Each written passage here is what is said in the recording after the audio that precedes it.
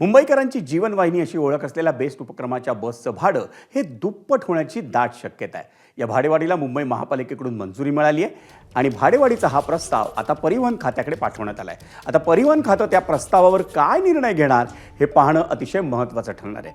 मुख्यमंत्री देवेंद्र फडणवीसांच्या उपस्थितीत झालेल्या आढावा बैठकीत बेस्ट उपक्रमाकडूनच भाडेवाढीचा आग्रह धरण्यात आला होता. बेस्ट उपक्रम गेल्या अनेक वर्षांपासून तोट्यात असल्यानं भाडेवाढ करण्याची मागणी करण्यात आली. त्या प्रस्तावाला अखेर मुंबई महापालिकेने हिरवा कंदील दाखवलाय. आता परिवहन खातं त्यावर काय अंतिम निर्णय घेणार हे पाहणं महत्त्वाचं ठरणार आहे.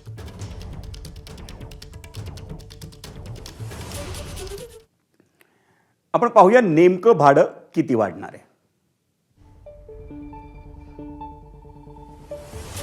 माफ करा, बसच्या संभाव्य भाडेवाढीच्या मुद्द्यावर ठाकरेंच्या शिवसेनेचे आमदार आदित्य ठाकरे यांनी राज्य सरकारला लक्ष केलं. पाहूया त्यांनी काय म्हटलंय. सामान्य मुंबईकरांचं रोजचं जगणंच कठीण व्हावं असाच सत्ताधाऱ्यांचा विचार दिसतोय. जगातील सर्वात स्वस्त बस सेवा अशी ओळख असलेल्या बेस्टचं हे अधपतन सहन करू शकत नाही. बेस्टच्या दुप्पट दरवाढीला आमचा विरोध आहे. बेस्ट बसेसची संख्या आधीच रोडावली आहे. महत्त्वाचे मार्ग बंद केलेत. आता जर दरवाढही केली तर बेस्टवर त्याचा विपरीत परिणाम होईल.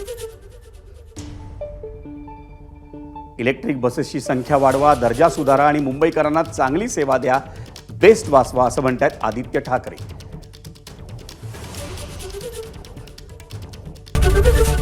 एबीपी माझा, उघडा डोळे बघा नीट.